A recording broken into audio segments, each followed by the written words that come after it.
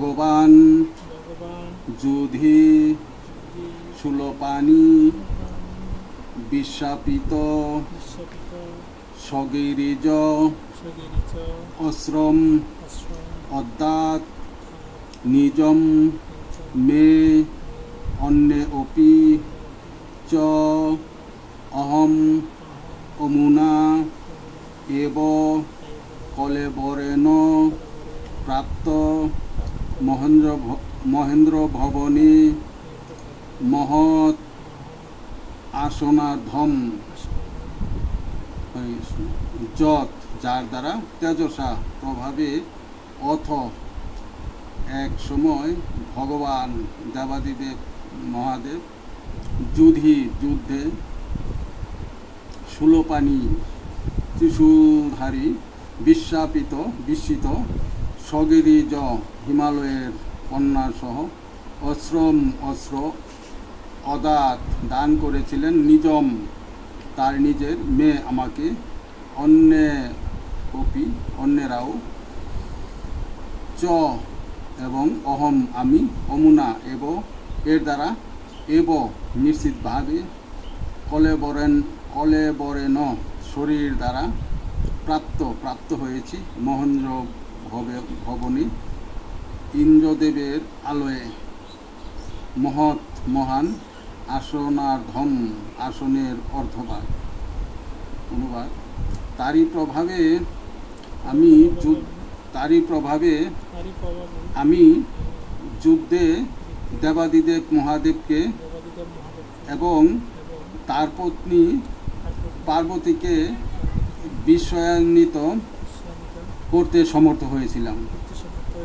তিনি তখন আমার প্রতি প্রসন্ন হয়ে তার নিজের অস্ত্র প্রদান করেছিলেন। অন্য দেবতারাও তাদের নিজের অস্ত্র আমাকে দান করেছিলেন এবং তাছাড়াও এই শরীরেই আমি স্বর্গলোকে যেতে পেরেছিলাম এবং দেবরাজ ইন্দ্র তার সভায় আমাকে তার মহান আসনের অর্ধভাগ দান করেছিলেন। হরে কৃষ্ণ। তো কি বলেছেন অনুবাদে? তারই প্রভাবে আমি যুদ্ধে দেবাদিদেব মহাদেবকে এবং তার পত্নী পার্বতীকে বিস্ময়ান্বিত করতে সমর্থ হয়েছিলাম। তিনি তখন আমার প্রতি প্রসন্ন হয়ে তার নিজের অস্ত্র প্রদান করেছিলেন। অন্য দেবতারাও তাদের নিজের অস্ত্র আমাকে দান করেছিলেন এবং তাছাড়াও এই শরীরেই আমি স্বর্গলোকে যেতে পেরেছিলাম এবং দেবরাজ ইন্দ্র তার সভায় আমাকে তার মহান আসনের অর্ধভাগ দান করেছিলেন। হরে কৃষ্ণ। তো আমাদের এই অধ্যায়ের নাম হলো যথাসময়ে পাণ্ডবদের অবসর গ্রহণ। তো এটি হলো কুরুক্ষেত্রের যুদ্ধ উত্তর, যে যুধিষ্ঠির মহারাজকে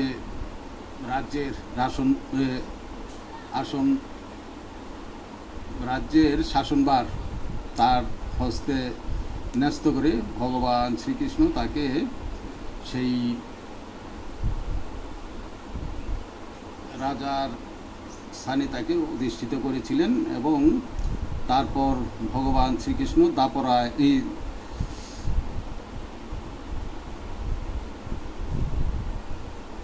দ্বারকায় সেখানে তিনি লীলাবিলাসের ছলে উদ্দেশ্যে তিনি সেখানে গমন করেছিলেন। তো আর এই শ্লোকটি হলো অর্জুন সেই দ্বারকাপুরী থেকে প্রত্যাবর্তনের পর অর্জুনের যে বিষণ্ণতা দেহের মধ্যে পরিলক্ষিত হয়েছিল এবং বিভিন্নভাবে তিনি তার যে মুখমণ্ডল মলিন সব কিছুতেই যেন তিনি কেমন যেন একটা মানসিকভাবে বিপর্যস্ত ছিলেন। তো সেই কারণেই অর্জুন তার পূর্বের স্মৃতি স্মরণ করে এই শ্লোকটি তার শ্রীমুখ থেকে উচ্চারণ করেছেন। কি বলেছেন? যে আমি যুদ্ধে দেবাদিদেব মহাদেবকে এবং তার পত্নী পার্বতীকে বিস্ময়ান্বিত করতে সমর্থ হয়েছিলাম। তো এবং শিব তখন আমার প্রতি প্রসন্ন হয়ে তার নিজের অস্ত্র প্রদান করেছিলেন। তো শিব তো সবসময় কৃপালু। তো শিবের মধ্যে যখন একটা বিস্ময় সৃষ্টি হয়েছিল এবং পার্বতীর মধ্যে, তখন কি করলেন, শিব অর্জুনকে তার নিজের অস্ত্র প্রদান করেছিলেন এবং অন্য দেবতারও তাদের নিজের অস্ত্র অর্জুনকে দান করেছিলেন। এবং তাছাড়াও এই শরীরেই অর্জুন স্বর্গলোকে যেতে পেরেছিলেন। তো এই আর একটা বিষয় এখানে আজকেই আমি জানতে পারলাম যে আমিও আগে চিন্তা করতাম যে আগে পৃথিবী এবং স্বর্গের মধ্যে সম্পর্ক খুবই দৃঢ় ছিল এবং সবসময়ই স্বর্গ থেকে দেবতারা, দেবকন্যারা এবং দেবপত্নীরা এই জড়জগতে আসতেন, পৃথিবীতে আসতেন এবং পৃথিবীরও অনেক মহাত্মা ব্যক্তিরা স্বর্গে যেতেন। তবে স্বর্গে যেতে তারা কিভাবে যেতেন সেই কথাটা আমিও দ্বিধান্বিত ছিলাম যে কিভাবে তারা কি আসলে অলৌকিক বা যান্ত্রিক সেই দিব্যযান্ত্রিক প্রক্রিয়ায় যেতেন, নাকি তারা সশরীরে তাদের যে সাধনালব্ধ যে শক্তি বা পাওয়ার সেই শক্তির দ্বারা তারা যেতে পারতেন। তো এখানে অর্জুন সেই কথাটি এখানে বলেছেন যে তিনি সশরীরে স্বর্গে যেতে পেরেছিলেন। তারা সশরীরেই যেতে পেরেছিলেন কারণ তাদের দেহ সূক্ষ্ম, মন, বুদ্ধি এবং অহংকার দ্বারা যে শরীর, সেই শরীরটা সূক্ষ্ম শরীর। সেই সূক্ষ্ম শরীরে তারা সর্বত্রই গমন করতে পারেন। যখন কোনো ব্যক্তি তার দীর্ঘ সাধনার পর সিদ্ধি লাভ করেন, তখন তিনি পৃথিবীর বাইরে যে কোনো গ্রহলোকে তিনি তার ইচ্ছা অনুসারে গমনাগমন করতে পারেন। তো এবং দেবরাজ ইন্দ্র তার সভায় আমাকে তার মহান আসনের অর্ধভাগ। তবে অর্জুন যখন সেই স্বর্গে গিয়েছিলেন এবং দেবরাজ ইন্দ্রের সভায় গিয়েছিলেন, সেখানে ইন্দ্রদেব কী করলেন, তাকে তার আসনের অর্ধভাগ দান করেছিলেন। কারণ অর্জুন যদিও তিনি মনুষ্য দেহ ধারণ করেছিলেন, মনুষ্য রূপে ছিলেন, তথাপিও তিনিও একজন মহান ব্যক্তি। তারা মুক্ত পুরুষ। অর্জুন একজন মুক্ত পুরুষ। হয়তো ভগবানের ইচ্ছায় তিনি ধরাধামে এসেছেন। তারা সবসময় মহান এবং মুক্ত। তো তাই তাদের জন্য সর্বত্রই সম্মান অটুট থাকে। তো প্রভুপাদ তার তাৎপর্যে বলেছেন, পরম পুরুষোত্তম ভগবান শ্রীকৃষ্ণের কৃপায় দেবাদিদেব মহাদেব সহ সমস্ত দেবতারা অর্জুনের প্রতি প্রসন্ন হয়েছিলেন।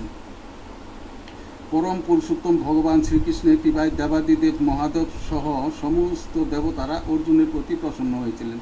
তো অর্জুন যেহেতু একজন বড় যোদ্ধা এবং ন্যায়নীতিপরায়ণ ধার্মিক ব্যক্তি ছিলেন, সাধু মহাত্মা ছিলেন। আর বিশেষ করে আমরা যা কিছুই চিন্তা করি না কেন, যেমন যদু বংশে অনেক আসরিক ভাবাপন্ন লোক ছিলেন। তো বা এই যদু বংশে, যে বংশে ভগবান শ্রীকৃষ্ণ আবির্ভূত হয়েছিলেন, সেই বংশে অসংখ্য সদস্য সংখ্যা ছিল। তো তাদের মধ্যে খুব কতিপয় ব্যক্তি ভগবান শ্রীকৃষ্ণের যে পরমেশ্বরত্ব সেই সম্পর্কে জানতে পেরেছিলেন। মাত্র মুষ্টিমেয় কয়েকজন ব্যক্তি ছাড়া আর কেউ তাকে জানতে পারেনি। তথাপিও যারা এই যদু বংশে আবির্ভূত হয়েছেন, তারা যেভাবেই হোক, হয়তো আসরিক ভাবাপন্ন আসরিক কার্যের দ্বারাই হোক বা যেভাবেই তারা দেহত্যাগ করুক না কেন, পরিশেষে তারা সেই ভগবানের ধামই লাভ করবেন। কারণ এটা একটা নাটকের মতো, ভগবানের একটা বিশাল পরিকল্পনা। সেই পরিকল্পনায় তো সব ধরনের চরিত্রের লোকই থাকবে। শুধু এক পক্ষে শুধু যদি ভালোরাই থাকেন, সৎ ব্যক্তিরাই থাকেন, তাহলে তো আর সততার মূল্যায়ন হয় না।